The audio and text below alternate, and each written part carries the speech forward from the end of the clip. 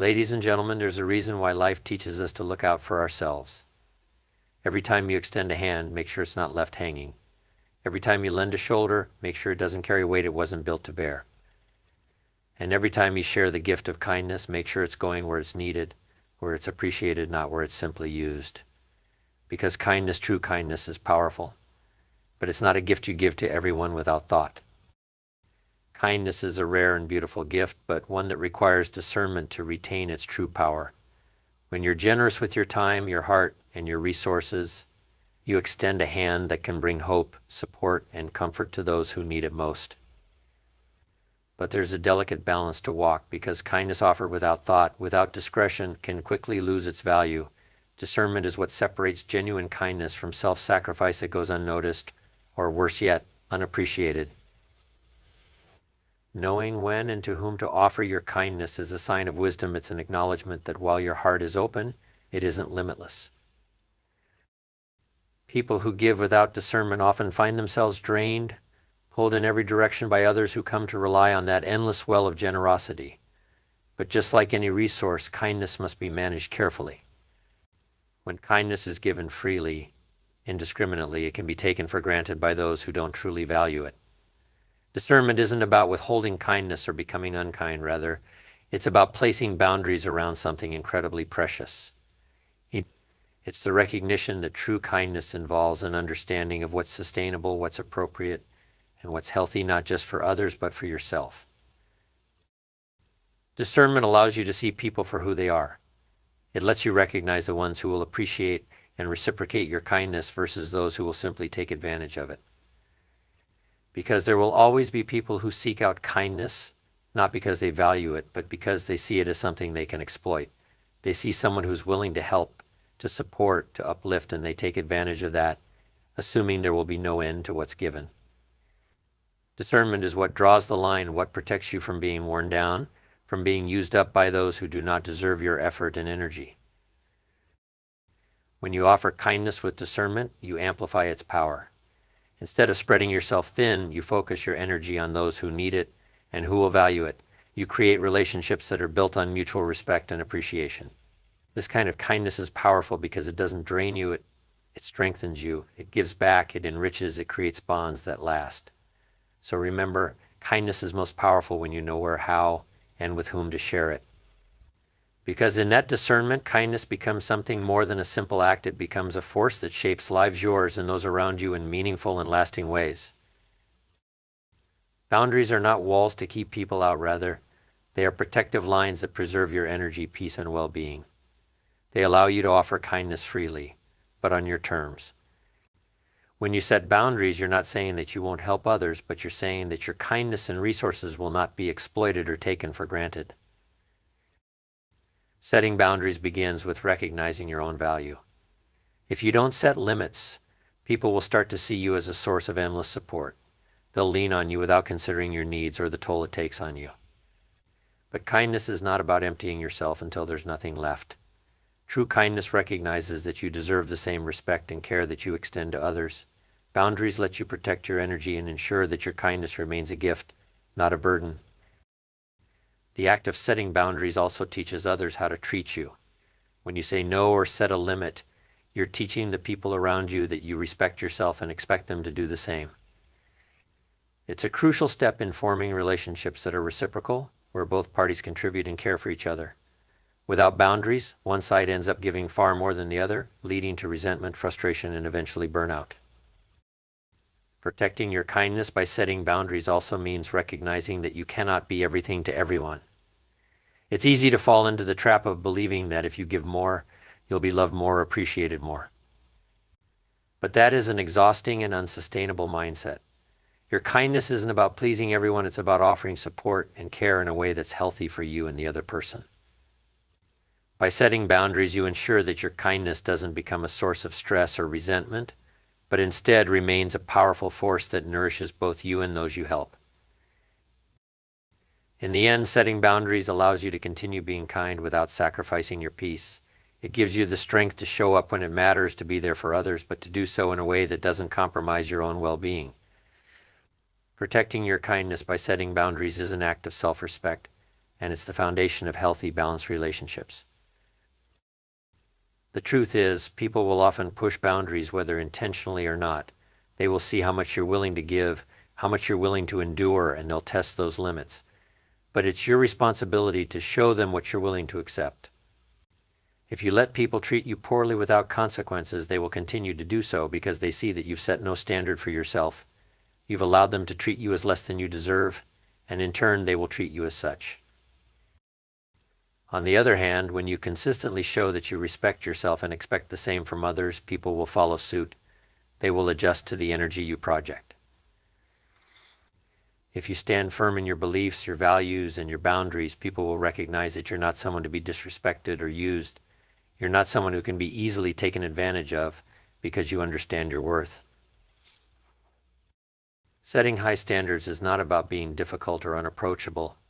It's about being clear with yourself and with others about what you need and expect in your relationships, whether personal or professional. People can only treat you the way you allow them to treat you. So if you want to be respected, you need to first show respect to yourself by setting those standards. When you demand the best from yourself, others will see that and rise to meet it. By establishing strong standards, you create a framework for the way you interact with the world. You become someone who is not swayed by external pressures or opinions, but who holds themselves to a higher level of integrity. People will begin to treat you with the same respect you have for yourself, and they'll know that crossing those boundaries comes with consequences. Ultimately, the standards you set for yourself are the foundation of your relationships. They shape how others interact with you, and more importantly, how you interact with yourself. The way you carry yourself, the way you speak to others, and the way you hold firm to your boundaries will set the tone for how you are treated. And in the end, it's your standards that will ensure you're treated with the respect you deserve.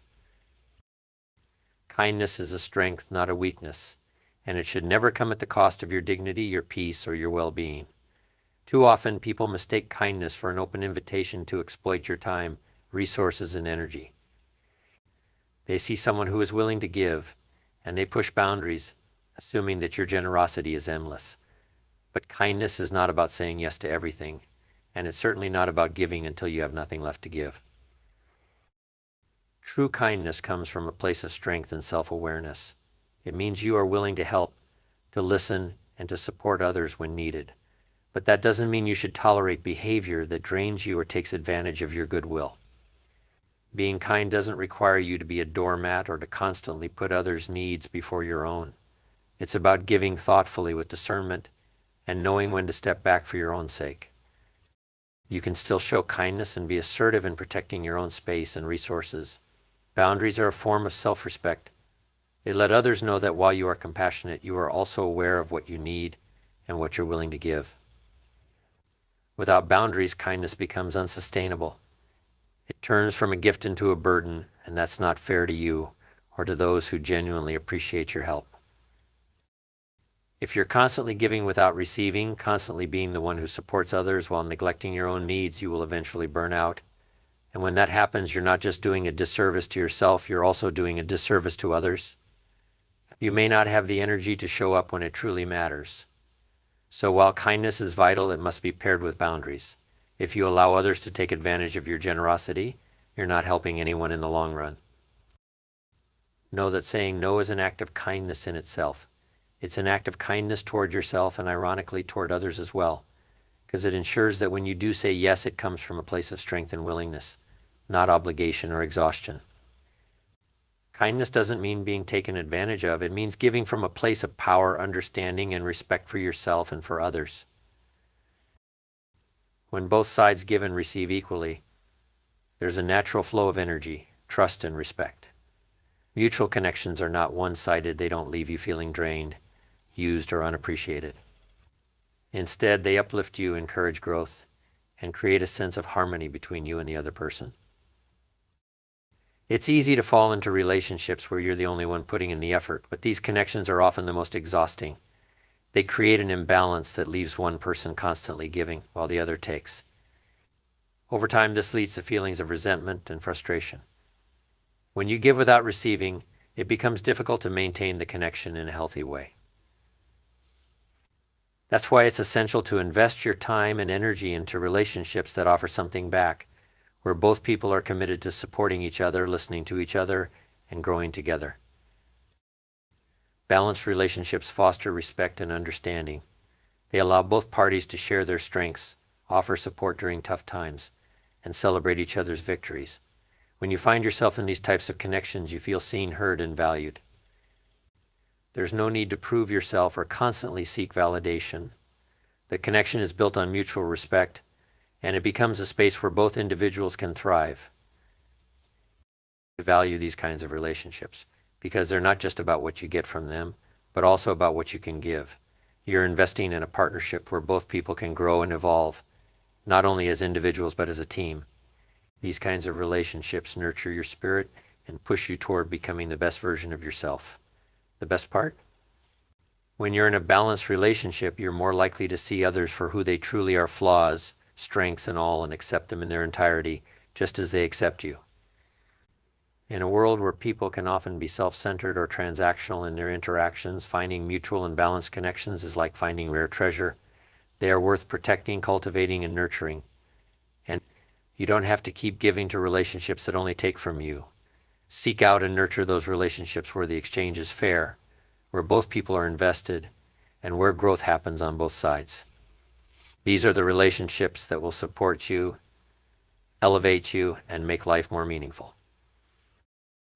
But true kindness is about being consistent regardless of your own circumstances. It's about choosing to be compassionate, generous, and considerate, not because you're expected to, but because you understand the value of lifting others up. And that kind of kindness comes from a deep place of self-respect and inner strength. Self-respect is the foundation of real kindness. If you don't respect yourself, you can't truly respect others. If you don't value your time, your energy, or your boundaries, others won't either. Kindness is not about being available to everyone all the time or sacrificing your needs for the sake of others. True kindness comes from a place of balance, where you recognize that your needs matter just as much as anyone else's. When you have self-respect, you're able to give kindness without losing yourself in the process. You know when to say yes and when to say no, and you're confident enough to set boundaries that protect your peace. Strength plays an equally important role in kindness. Strength doesn't mean being harsh or indifferent. It means having the courage to stand up for what's right, even when it's difficult. It means being kind to those who may not treat you the same way, without compromising your own dignity or integrity. It's the strength to offer a helping hand without expecting anything in return, and the resilience to bounce back when your kindness is unappreciated or misunderstood. Strength and kindness also means having the fortitude to walk away from toxic situations or people who continually take advantage of your generosity. Being kind from a place of self-respect and strength is the only way to offer true, lasting kindness. It's a kindness that doesn't drain you but fills you up. It's a kindness that doesn't come with strings attached, but with a genuine desire to make the world a little better. This kind of kindness doesn't require you to abandon your values or your needs. It teaches others to respect you, and in turn, it creates a ripple effect of respect and positivity. So remember, true kindness isn't about being nice at any cost. It's about being strong enough to know when to be kind and wise enough to know when to protect yourself. Kindness at its core is an intentional act of goodwill that comes from a place of choice, not from feeling like you have to be kind to meet some social standard or obligation. When you choose to be kind, you are offering a piece of yourself, a gesture of goodwill that holds value because it is freely given. It's not about checking off a box or fulfilling a role. It's about authentically deciding to make someone else's life a little brighter. Too often, people find themselves being kind out of a sense of duty. They believe that kindness is something they must give to others because it's expected of them or because it's the right thing to do. However, when kindness is motivated by obligation, it loses its true power. It becomes a transactional act rather than a heartfelt gesture. Kindness given out of duty is often done without real thought or feeling, and it can leave you feeling drained, resentful, and unfulfilled. And true kindness doesn't come from a place of obligation. It comes from a place of freedom, self-awareness, and understanding that kindness is a tool for positive change, not a chore to be completed. When you make kindness a choice, you can give in ways that are meaningful and impactful. You choose to be kind when you can, not because you feel forced to do so. This allows you to offer kindness in a way that feels authentic rather than out of some internal pressure to live up to other people's expectations. When you choose to be kind, it can be a wellspring of positivity, not something that leaves you feeling empty. You're giving from a place of abundance, not scarcity. You're filling others' lives with good intentions and love because you genuinely want to, not because you're trying to meet some unspoken requirement. This choice-based approach to kindness also gives you the freedom to decide where to direct your energy. If you feel like you're giving kindness to people who don't appreciate it, or if you're always going out of your way to help people who never return the favor, it's okay to choose to stop. This doesn't make you a bad person, it simply means you're being wise about where you invest your time and effort. Your kindness is valuable, and it should be offered to those who truly deserve it and who will appreciate it. You don't need to be kind to everyone all the time, and you don't need to feel guilty for not meeting every expectation. Choosing where to direct your kindness will help protect your energy and ensure that it remains a positive force in your life. Moreover, choosing kindness allows you to set boundaries and avoid situations that drain you. When kindness feels like an obligation, you might find yourself saying yes to things you don't want to do, agreeing to favors that only stress you out, or being overly accommodating to people who take advantage of your goodwill. But when you realize kindness is a choice, you can start saying no when you need to. You can still be kind, but you can also protect your own well-being by making the conscious decision to step back when needed. By doing so, you prevent burnout and ensure that your kindness is always sustainable. Choosing kindness also means that you approach people with empathy and understanding, but not at the expense of your own happiness. You can listen, help, and support others, but you don't have to sacrifice your own peace or self-respect to do so. Genuine kindness allows you to show compassion while maintaining a sense of self. When your kindness is given freely, it becomes a reflection of your true character, not a mask you wear to fulfill others' expectations. It's a way to share your strengths, your love, and your time with the world without compromising who you are. Another key benefit of choosing kindness is that it allows you to foster deeper, more meaningful relationships. When kindness is offered freely without strings attached, it builds trust and encourages reciprocity. People can sense when kindness is authentic. They can feel when it's coming from a genuine place, and they're more likely to return it.